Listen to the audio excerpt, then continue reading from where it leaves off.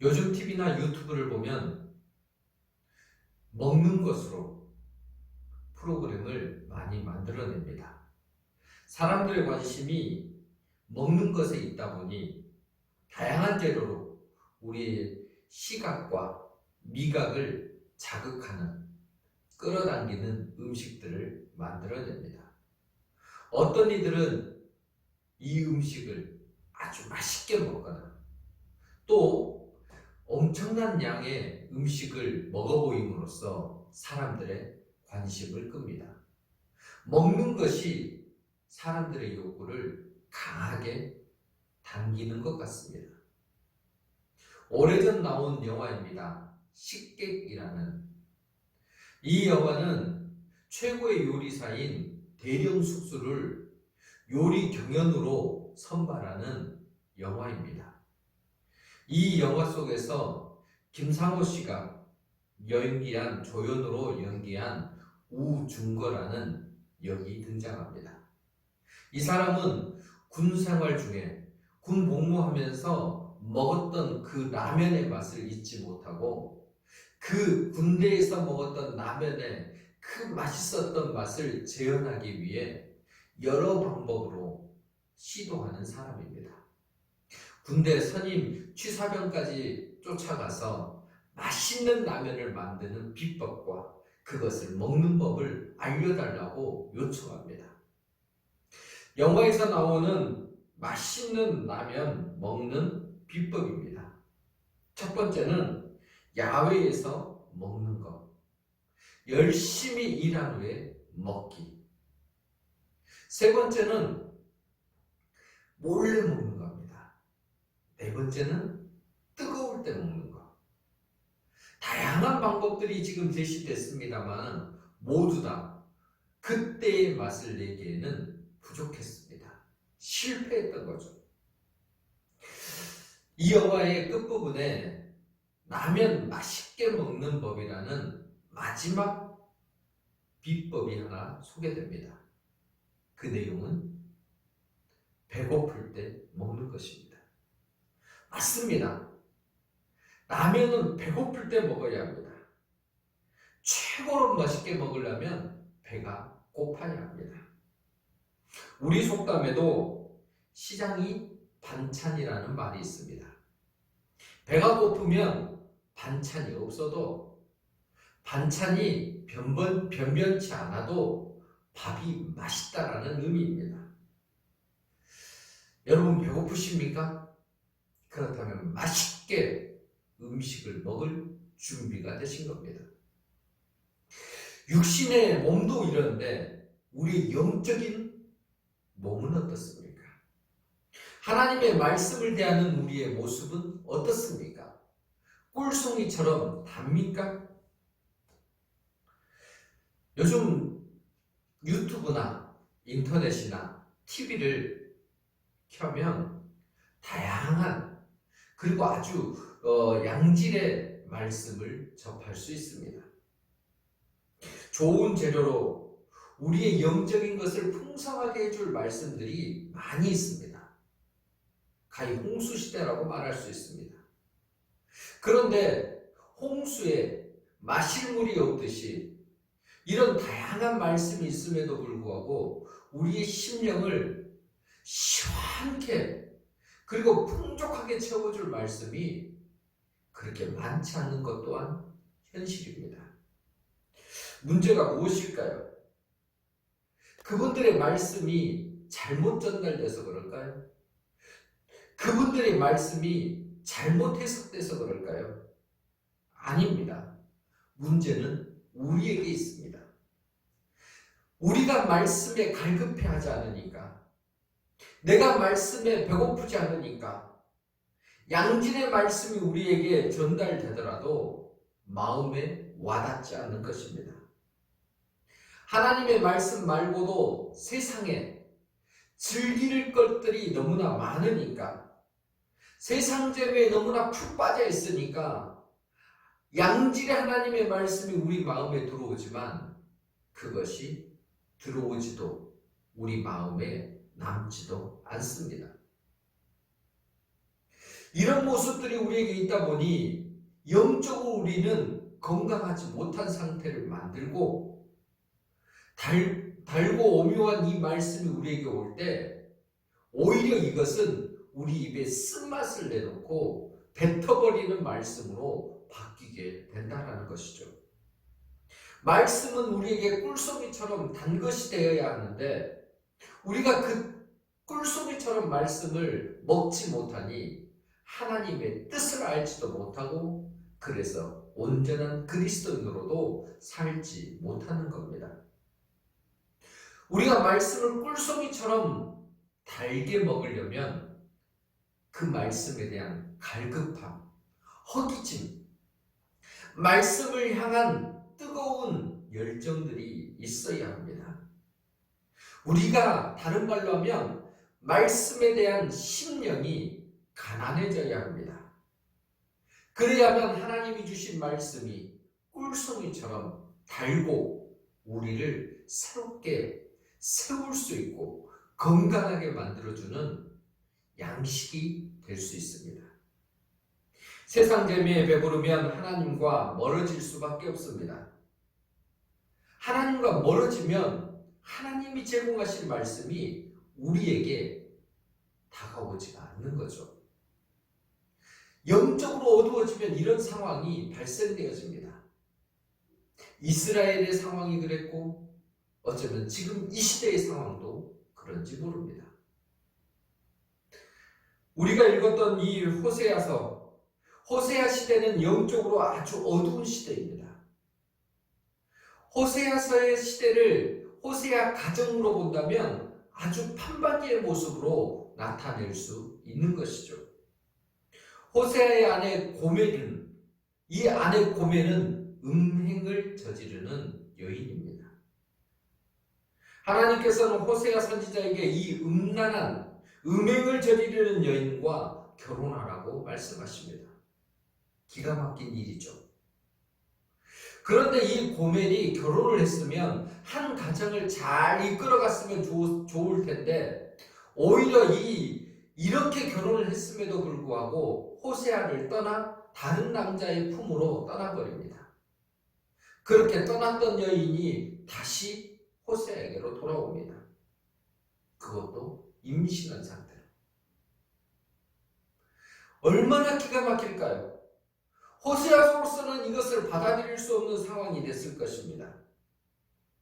왜 이런 일이 벌어졌을까?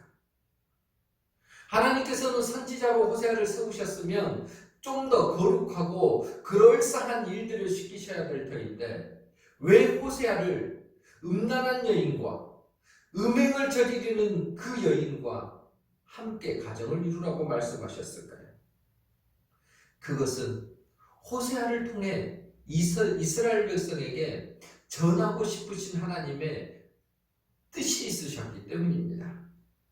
이스라엘이 하나님을 떠나서 세상의 즐거움에 빠져 있을 때 그들이 짓고 있는 그 음행의 그 모습을 하나님은 호세아를 통해 보여주고 싶으셨습니다.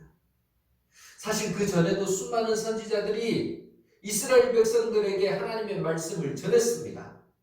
전했음에도 불구하고 그들이 그것을 제대로 듣지도 않고 마음에 새기지도 않았던 거죠. 듣지도 않고 새기지도 않으니 하나님께서 드디어 호세아를 통해 시청각 교육을 하고 계신 겁니다. 사실 하나님께서 호세아에게 명령하시는 거 아무나 쉽게 할 수 있는 일이 아닙니다. 그럼에도 불구하고 하나님은 이런 명령을 종종 내리십니다. 왜냐하면 이 명령 가운데에 단순히 겉에 보이는 명령뿐만 아니라 하나님의 본심이 그 안에 담겨있기 때문입니다. 이 본심을 알아야만 우리의 삶이 달라지고, 이 본심을 가지고 살아야만 하나님과 우리의 사이에 충분한 교제가 일어날 수 있기 때문입니다. 결혼을 했음에도 가정을 제대로 지키지 않고 다른 남자에게 갔다가 임신을 하고 돌아온 이 고멜이 첫 번째 아들을 낳았습니다.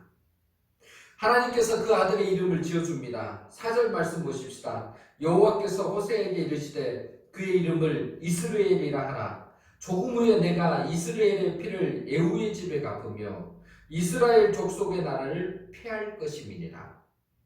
이스라엘이라는 이름은 하나님께서 흩으셨다라는 뜻입니다. 이름의 의미가 너무 좋지 않습니다. 그런데 이 고멜이 또 임신하여 두 번째 자녀를 딸을 낳았습니다. 하나님께서 그 아이의 이름도 지으셨는데 로루하마라고 지었습니다. 6절 말씀 보면 고멜이 또 임신하여 딸을 낳음에 여호와께서 호세에게 이르시되 그의 이름을 로루하마라 하라. 내가 다시는 이스라엘 족속을 긍휼히 여겨서 용서하지 않을 것임이니라. 히브리어로 로라는 말은 없다라는 뜻입니다. 그러니 로루하마는 긍휼이 없다라는 의미입니다. 그러니까 로루하마, 긍휼이 없다. 정말 긍휼을 받지 못하니 얼마나 비참한 이름입니까? 고멜이 세 번째 임신하여 또 아들을 낳았습니다. 하나님께서 그 아들의 이름을 로암미라고 지으셨습니다. 9절 말씀 보면 여호와께서 이르시되 그의 이름을 로암미라 하라. 너희는 내 백성이 아니요 나는 너희 하나님이 되지 아니할 것임이니라. 로암미는 내 백성이 아니라는 뜻이죠. 내 백성도 아니고 더더군다나 하나님께서 나는 너희 하나님이 되지 않을 거라고 선언하십니다. 하나님께서는 호세아의 아들과 딸의 이름을 통해서 한 가지 그 이름의 뜻을 통해서 메시지를 전하고 계십니다. 심판입니다. 나는 이들을 통해서 심판할 것이다. 가늠한 여인과 결혼한 것도 정말 기가 막힐 일인데, 괴로운 일인데 호세아에게는 보통 괴로운 일이 아닙니다. 왜요? 여러분, 자녀를 낳으면 이 자녀가 잘 되기를 위해서, 그리고 이 자녀가 이 땅에서 정말 복되게 살게 하기 위해서 이름부터 우리는 정성스럽게 지어주지 않겠습니까? 이게 아비의 마음입니다. 이 아비의 마음으로 이름을 짓고 싶은 게 호세아인데, 하나님께서 이름을 지으시면서 정말 복을 전하고 싶은 아들과 딸의 이름을 심판의 의미를 담은 이름으로 바꾸시니 호세아의 마음이 보통 찢어지는 것이 아닙니다. 왜 하나님께서는 이렇게 받아들이기 어렵고 곤욕스러운 일을 호세아에게 시키셨을까요? 그것은 호세아로 하여금 하나님의 마음을 알게 하기 위해서입니다. 하나님의 아픔을 알게 하기 위해서입니다. 그래야만 그 하나님의 마음과 하나님의 아픔을 이스라엘 백성들에게 전할 수 있기 때문입니다. 하나님의 백성인 이스라엘 백성이 음행에 빠지고 하나님의 백성이 하나님이 아닌 곳에 가서 복을 구하고 있으니 하나님의 마음이 얼마나 찢어지겠습니까? 내 자식이 다른 곳에서, 하나님의 백성이 다른 곳에서 하나님을 잊고 살고 있으니 하나님은 보통 마음이 찢어지는 게 아닙니다. 그래서 그 마음을 호세아가 깨닫기를, 그 마음을 온전히 가슴에 담기를 원하셨던 겁니다. 나도 이렇게 아파. 너도 네 자식 때문에 아픈 거, 나도 내 이스라엘 민족을 통해, 내 백성을 통해서 나도 이런 아픔이 있단다. 그래서 선지자인 내가 이 마음을 가지고 내 사랑하는 백성들에게 내 마음을 좀 전달해 달라고. 그래서 하나님은 그들이 돌아올 수 있는 기회를 주기 위해서 호세아에게 이런 모습을 보이신 겁니다. 누구나 이 시대에, 그 시대에 하나님의 말씀을 증거하는 선지자들은 이 일들을 감당해야 했습니다. 그 시대만 그런 게 아니라 오늘 살고 있는 우리의 시대에도 깨어있는 그리스도인이라면 하나님의 마음을 담아 그 마음을 깨닫고 그 마음을 이 땅에 정말 모든 사람들에게 보일 수 있는 삶을 살아가야 합니다. 정말 이 시대를 보시는 하나님의 마음도 호세아 시대와 마찬가지일 것입니다. 사실 우리는 지금 그 시대에 살고 있습니다. 무늬만 그리스도인, 겉모습으로만 신앙을 갖춘 척했던 우리의 모습들이 코로나19라는 거대한 쓰나미를 만나서 모두가 무너져가고 있는 이 시대입니다. 뭔가 그런 척하고 살았었는데 코로나19라는 이 쓰나미가 우리에게 닥쳐오니까 그런 척했던 것들이 여기저기 부셔지고 찢겨지고 넘어져 있습니다. 너무나 속상한 일입니다. 너무나 가슴이 아픕니다. 그들이 넘어지면서 교회마저도 세상의 지탄이 되고 있는 지금의 현실입니다. 얼마나 속상합니까? 하나님의 마음도 지금 이 시대를 보고 있는 우리 그리스도인들을 향한 그 마음도 동일하실 것입니다. 이대로 그러면 포기해야 됩니까? 찢기고 상하고 병들었으니 이제 우리는 희망이 없습니다라고 소망이 없습니다 하고 좌절해야 됩니까? 아닙니다. 하나님께서도 이스라엘 백성, 호세아 시대의 이스라엘 백성을 보면서 새로운 일들을 하십니다. 새 계획을 세우시고 그들과 정말 별개인 것처럼 계시는 것 같지만 하나님은 이스라엘 백성을 그대로 두지 않으셨습니다. 고멜이라는 이 여인은 하나님을 떠난 세상에서 음행을 즐기며 세상의 즐거움 가운데 빠져있는 여인입니다. 이스라엘을 대표하는 여인이죠. 그는 세 자녀를 낳습니다. 이스라엘과 로루하마와 노암미를 낳습니다. 그런데 이 자녀를 낳았음에도 불구하고 이 이름의 의미가 보여주는 것처럼 그들은 복을 받은 게 아니라 심판을 받는 자녀들이 되고 말았습니다. 왜요? 하나님이 그들을 떠나셨기 때문입니다. 하나님이 그들을 떠나니 그들에게 있어야 할 복들이 모두 다 하나님께서 그들에게 주신 그 은혜가 모두 다 그들이 받아야 될 그분의 은혜가 모두 다 떠나버리고 만 겁니다. 얼마나 속상한 일입니까? 그런데 그것은 영원토록 떠나시는 하나님의 마음이 아닙니다. 일시적으로, 당분간, 임시적으로만 떠나 있는 것입니다. 하나님의 본 마음은 그게 아닙니다. 이렇게 하나님이 떠나 있을 때 우리가 잘못 행했구나, 우리의 모습이 이것이 아닌데 하고 돌이키기를 바라신 겁니다. 다시 떠났던 이들이 하나님 앞으로 돌아오고 하나님의 은혜를 회복하고 하나님 앞에서 그 주시는 복을 넉넉히 받아 누리기를 하나님은 원하셨던 겁니다. 음행한 이스라엘을, 세상의 즐거움에 빠진 이스라엘을, 지금 이 시대의 우리를 하나님께서는 다시금 부르고 계십니다. 하나님 앞으로 부르시고 그 하나님 앞에서 다시금 회복되기를 원하십니다. 하나님은 거기서부터 일을 하고 계시는 거죠. 하나님이 일하시는 것을 우리는 말씀을 통해 확인할 수 있습니다. 호세아의 큰아들 이름이 이스라엘이라고 이야기를 했습니다. 이 이름의 뜻이 뭡니까? 하나님께서 흩으신다. 저주스러운 말입니다. 심판의 말입니다. 하나님이 흩어버리시니 남는 게 뭐가 있겠습니까? 그런데요, 이스라엘에는 또 다른 뜻이 하나 담겨 있습니다. 하나님께서 씨를 뿌리신다. 하나님은 이스라엘을 통해 심판으로 흩으신다고 말씀하셨지만 더더군다나 흩어진 그들에게 남는 이들이 있었습니다. 그루터기가 있었다라는 거예요. 그 그루터기 위에 하나님은 소망의 씨앗을 뿌리십니다. 하나님께서는 이스라엘이 하나님을 떠나 음행의 파멸의 삶을 살고 있지만 그럼에도 불구하고 그들에게 소망의 씨앗을 뿌리십니다. 이것이 하나님의 본 마음이십니다.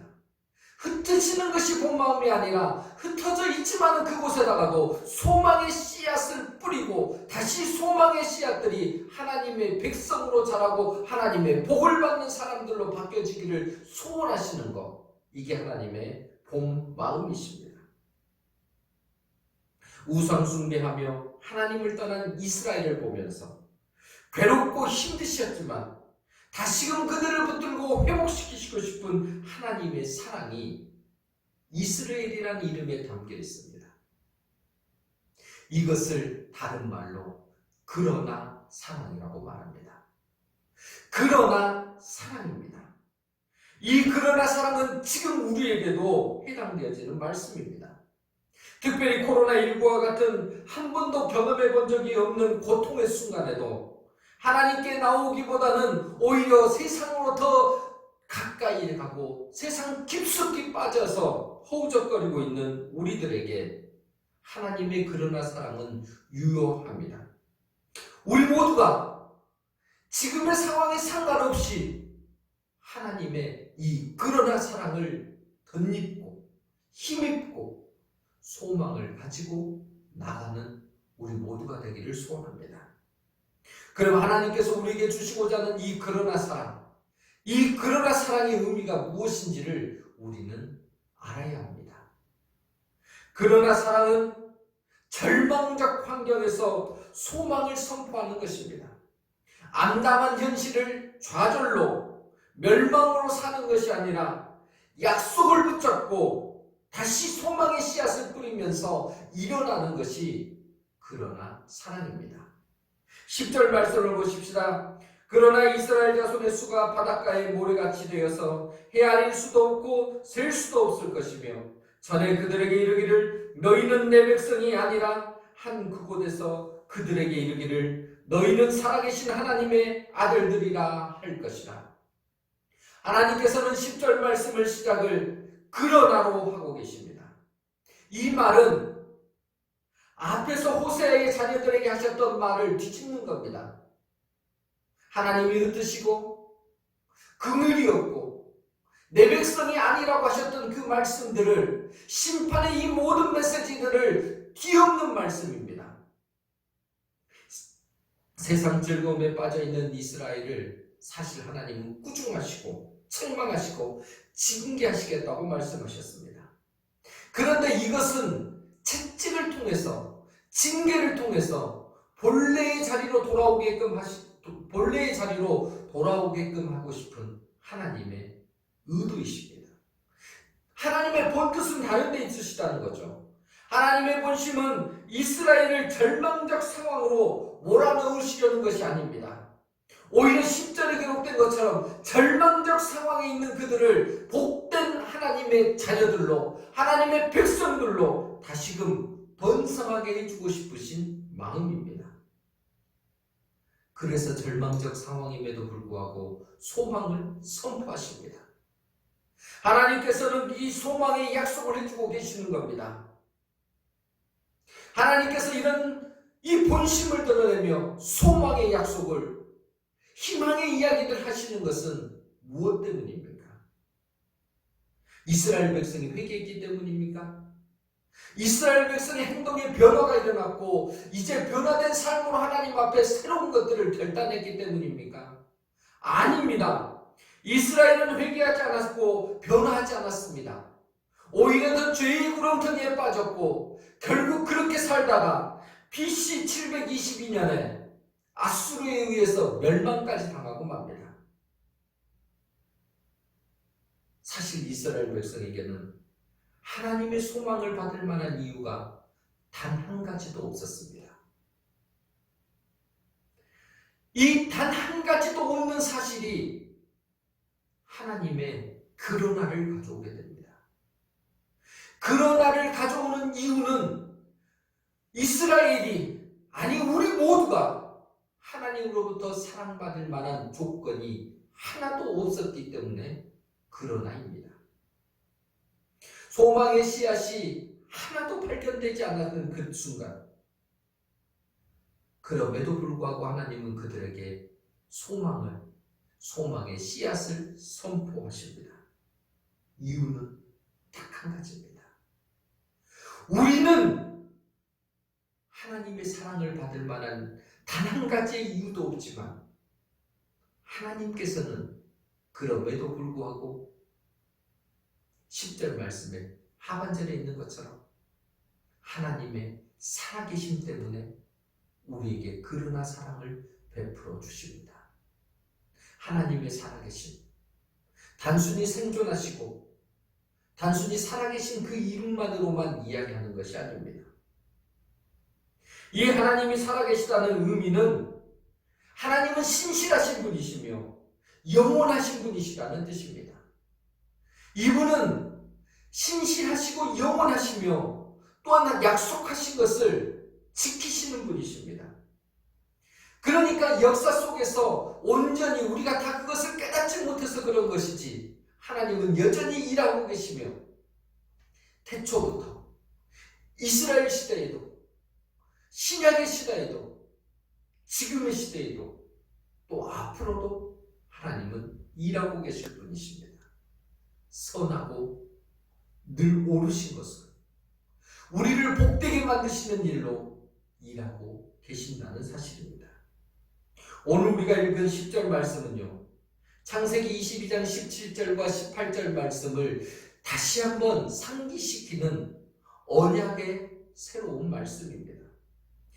창세기 22장 17절과 18절 말씀은 아브라함과 하나님께서 맺으신 언약의 말씀입니다.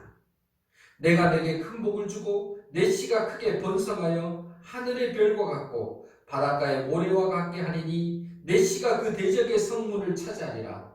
또 내 씨로 말미암아 천하 만민이 복을 받으리니 이는 내가 나의 말을 준행하였음이니라 하셨다 하니라.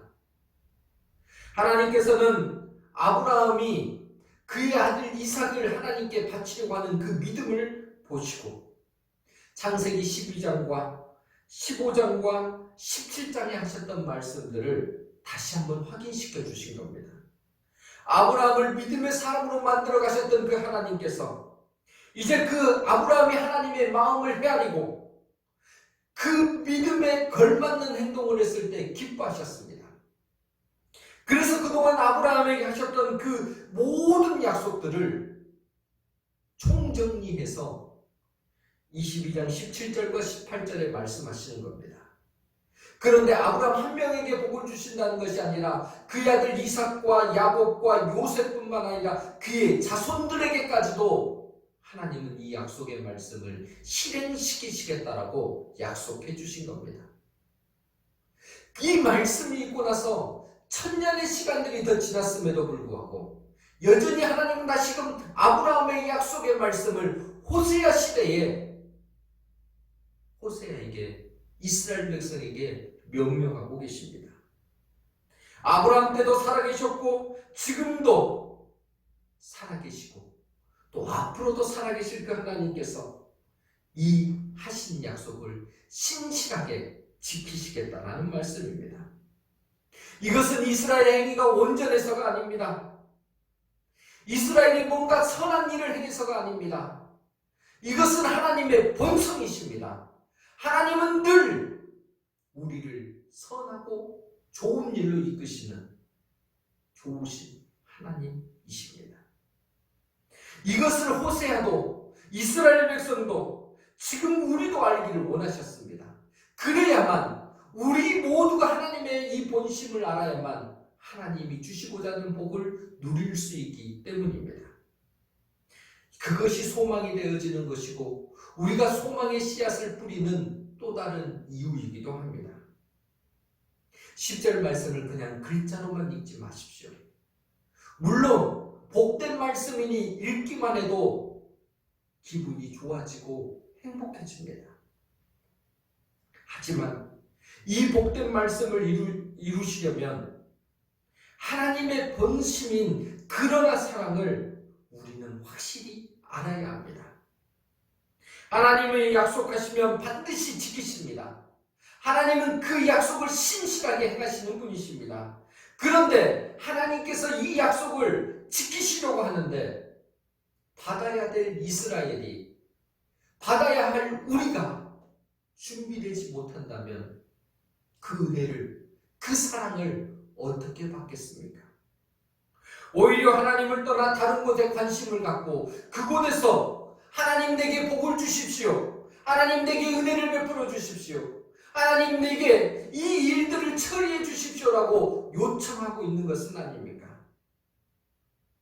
다른 곳에서 하나님을 찾고 있으면서 죄된 자리에서 하나님을 그렇게 간구하고 있으면서 하나님 왜 내게 복을 안 주시는 겁니까? 라고 탄식하고 있다면 그것을 보시는 하나님은 얼마나 답답하시겠습니까?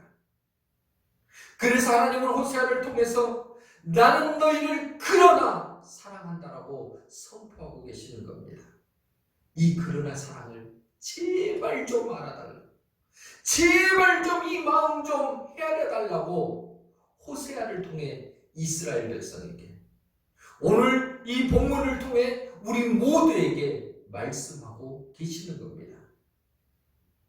지금도 살아계신 그 하나님, 우리 삶의 곳곳에서 역사하고 계시는 그 하나님은요, 사실 우리가 드러내는 행위로 만족하시는 분이 아니십니다.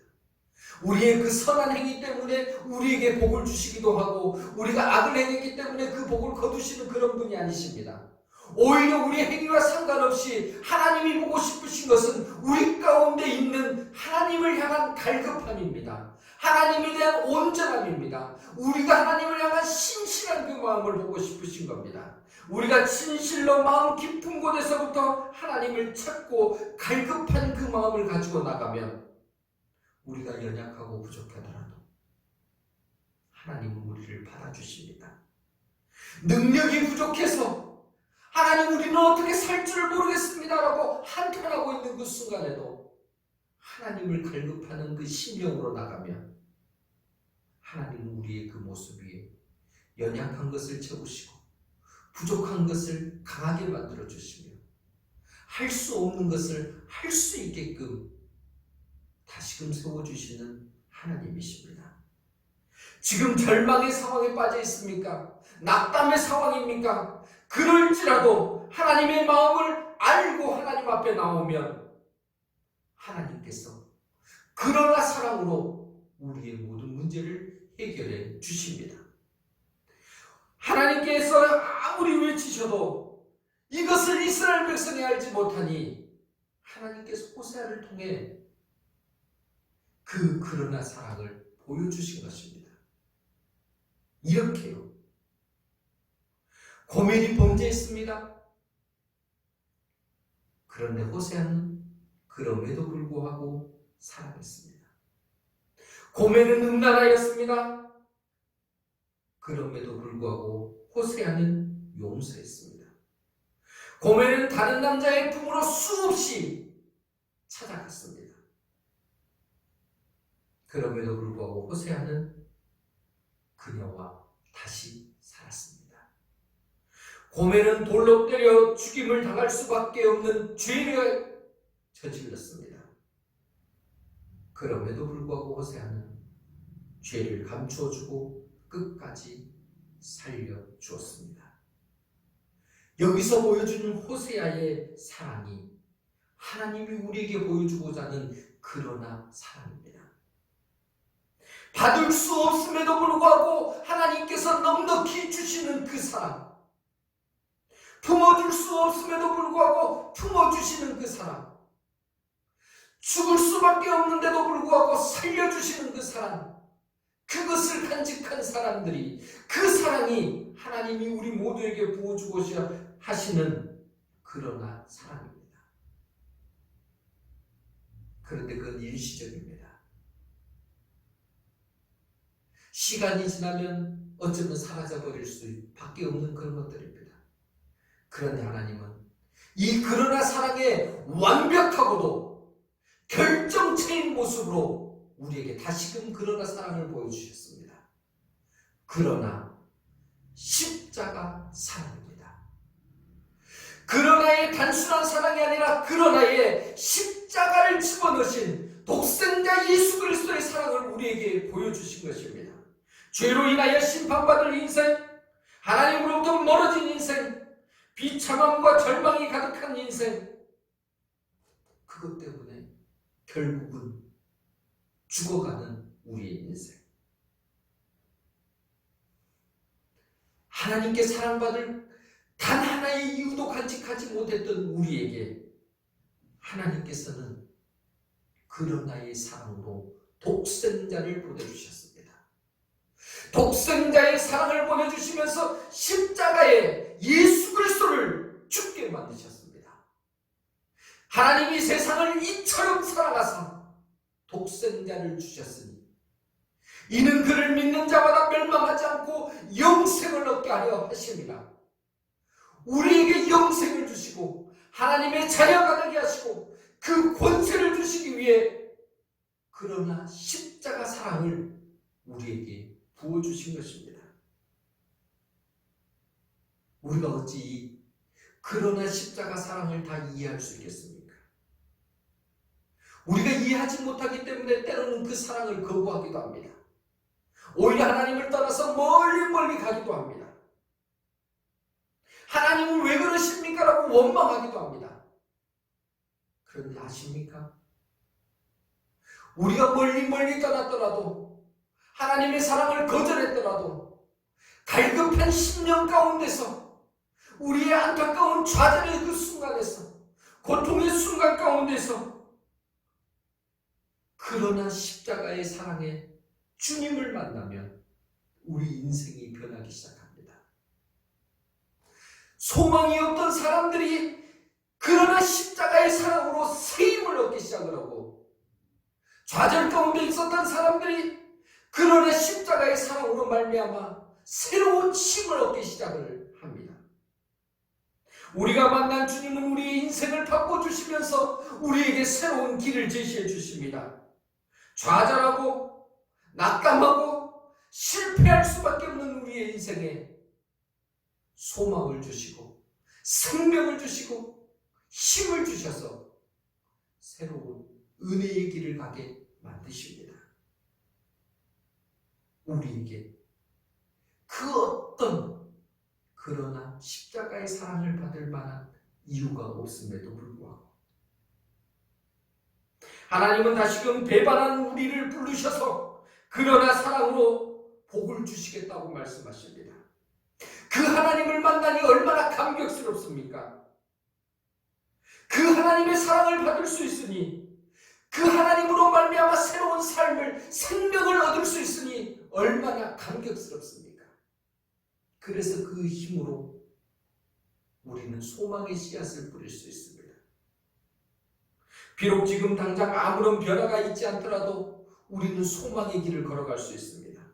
아니 소망의 씨앗을 한 땀 한 땀 우리는 정성스럽게 뿌릴 수 있습니다. 지금 당장 내 삶이 변화되지 않아서 하나님 이게 무엇입니까? 라고 말할지 모르지만 우리가 뿌려놓은 이 소망들은 이제 머지않아서 10절에 기록된 말씀처럼 복된 말씀으로 하나님의 언약의 말씀이 성취되는 것으로 약속의 말씀이 우리의 삶에서 거대한 결실로 맺어지는 그 순간에 곧 도달하게 될 것임을 우리는 곧 느끼게 되고 누리게 될 것입니다. 하나님께서 지금 우리에게 이것을 주고 싶으신 겁니다. 그러나 사랑, 그러나 십자가의 사랑으로 우리에게 이 복을 넉넉히 베풀기를 원하신 겁니다.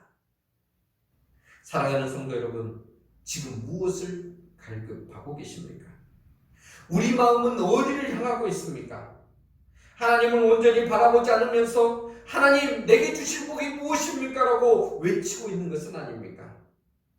세상의 라면도 진짜 배고플 때 맛있게 먹을 수 있고 충분히 먹을 수 있다라고 이야기했습니다. 우리 영혼도 하나님의 마음을 알고자 하는 진정한 갈급함이 있을 때 알 수 있습니다. 우리 영혼도 하나님의 마음을 알고자 하는 그 진정한 갈급함이 있을 때 새로운 것으로 채움을 얻을 수 있습니다. 우리의 상황과 상관없이 우리가 갈급한 심령으로 하나님께 나갈 때 하나님께서는 반드시 모든 환경을 뛰어넘는 은혜를 베풀어 주십니다. 그러나 사랑으로 우리에게 베풀어 주신 하나님의 은혜를 넉넉히 받는 우리 모두가 되기를 소원합니다. 하나님의 본심이 담긴 그러나 사랑을 확실히 믿고 코로나19와 같은 현재의 어려운 삶 속에서도 하나님을 바라는 갈급함으로 소망의 씨앗을 뿌리며 믿음으로 나아가는 우리 모두가 되기를 주님의 이름으로 간절히 부탁드립니다.